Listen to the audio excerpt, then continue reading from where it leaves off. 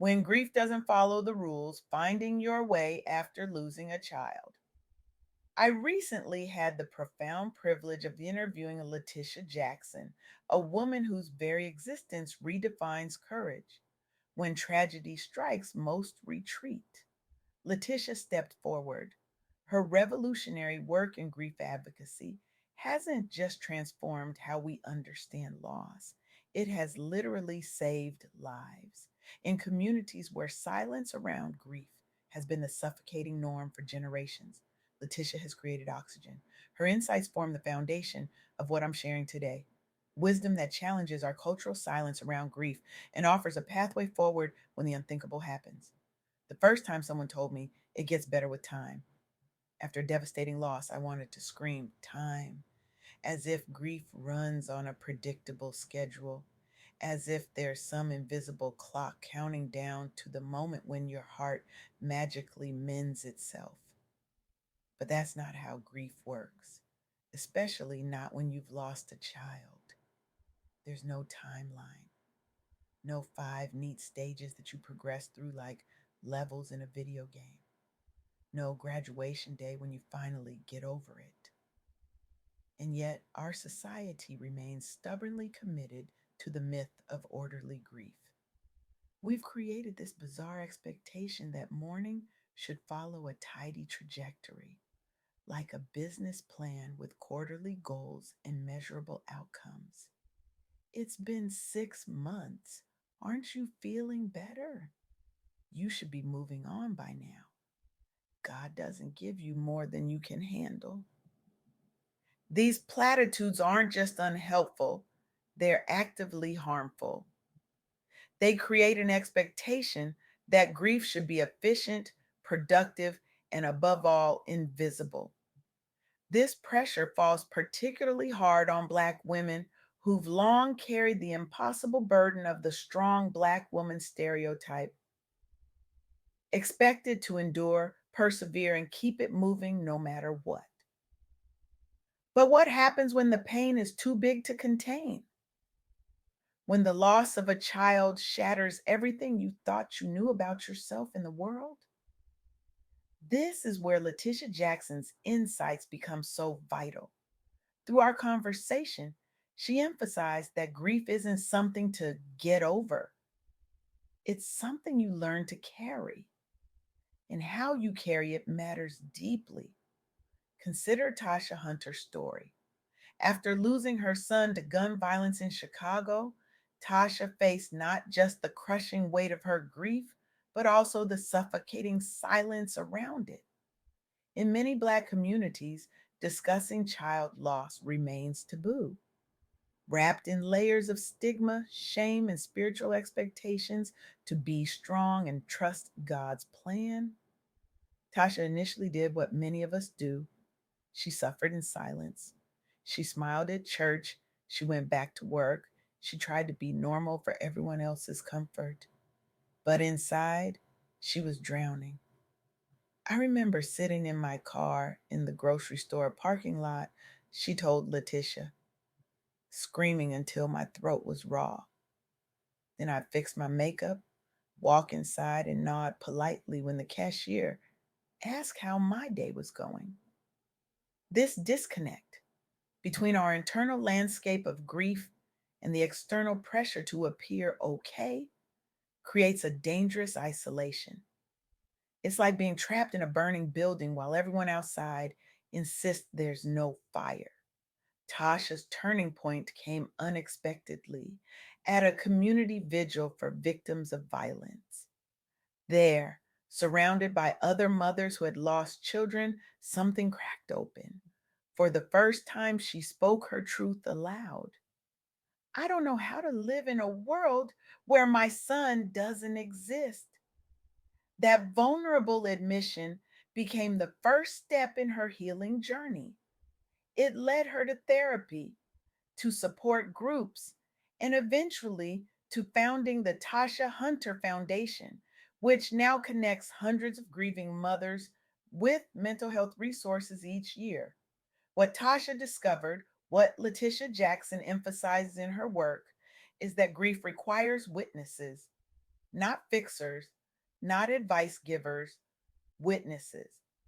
This brings me to the second crucial insight from my conversation with Letitia.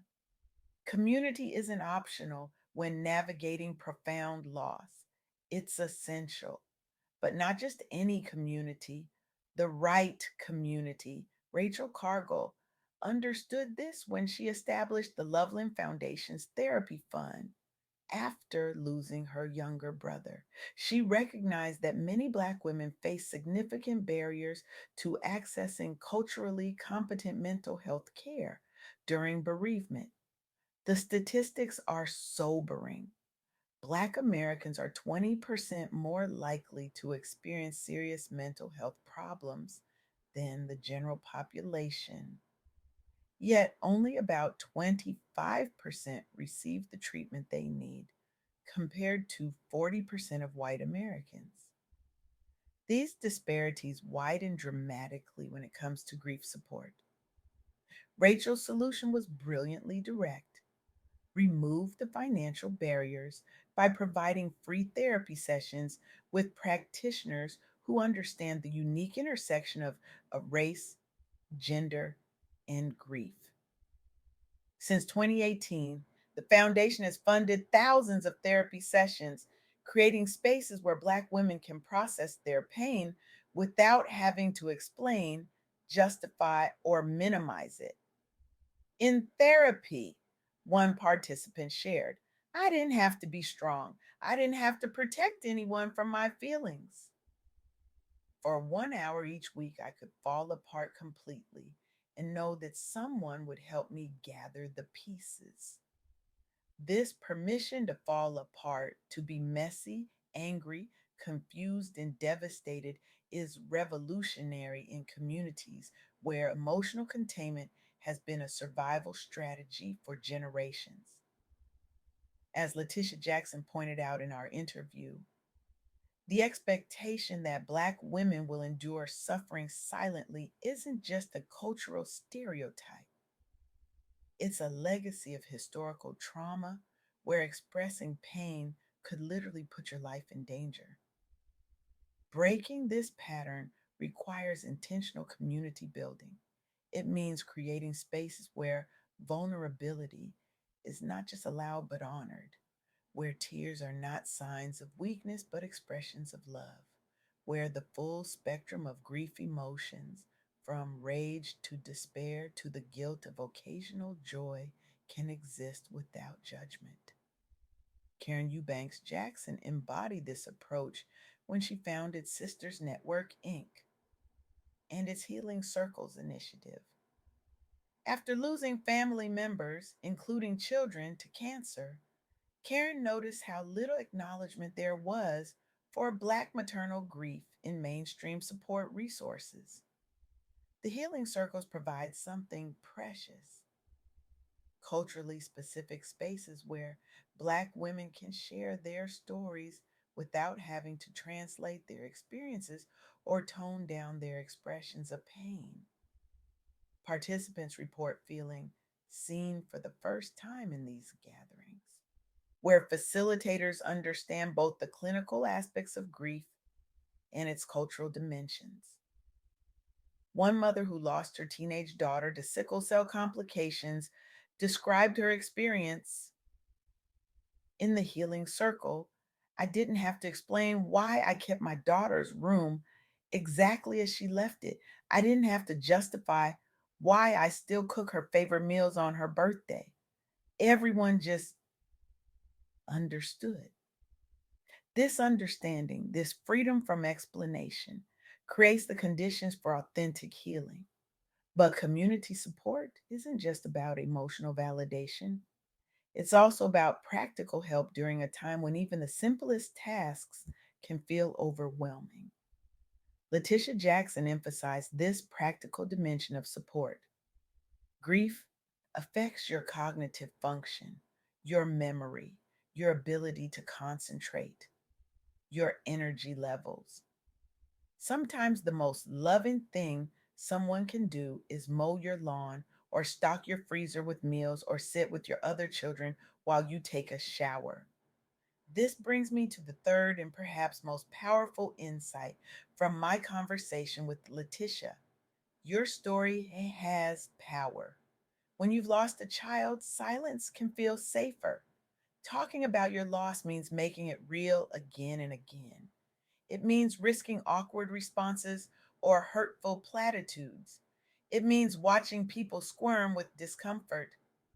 But silence also isolates. It perpetuates the myth that child loss is rare or unspeakable. It leaves other grieving parents feeling alone in their pain.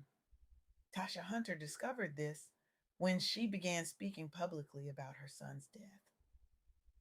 The first time I shared my story at a community meeting, she recalled, 3 women approached me afterward. Each one whispered the same thing.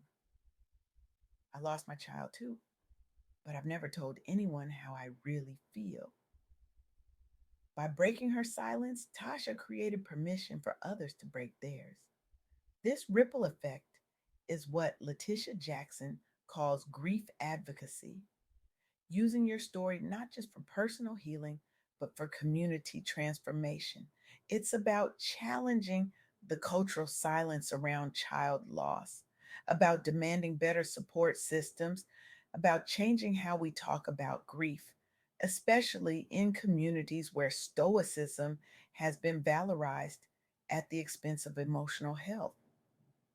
The Sisters Network's healing circles have expanded nationally, influencing hospital policies to require culturally relevant grief resources during pediatric palliative care. The Tasha Hunter Foundation successfully lobbied Chicago officials to increase funding for mental health services in underserved areas. The Loveland Foundation has raised over $1 million dollars for therapy services through grassroots campaigns. These achievements didn't happen because these women kept their grief private. They happened because they transformed their pain into purpose. As Letitia Jackson so powerfully stated in our interview, your story may be the light that helps someone else find their way through the darkness. This doesn't mean you must become a public speaker or start a foundation. Advocacy can be as simple as being honest when someone asks how you're doing. It can be joining a support group and sharing your experience. It can be writing about your child so their memory lives on. The key is breaking the silence in whatever way feels right for you. So I stand here today with an urgent call to action.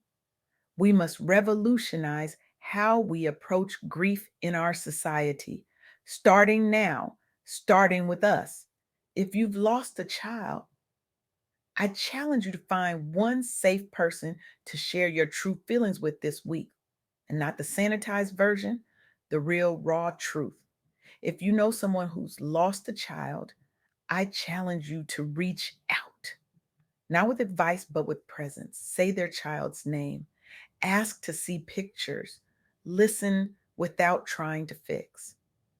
And for all of us, I challenge us to build communities where grief doesn't have to wear a mask, where how are you can be answered honestly, where we recognize that healing isn't about moving on, it's about moving forward while carrying our loved ones with us.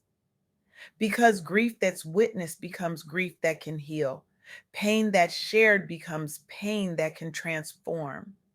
And stories that are told become bridges that connect us across the deepest chasms of human experience. Your grief doesn't need to follow anyone else's rules, but it does need witnesses. It deserves witnesses. And sometimes in our most broken moments, we discover that our deepest pain can become our most powerful gift to others. That is Letitia Jackson's legacy, and it can be yours too. Thank you.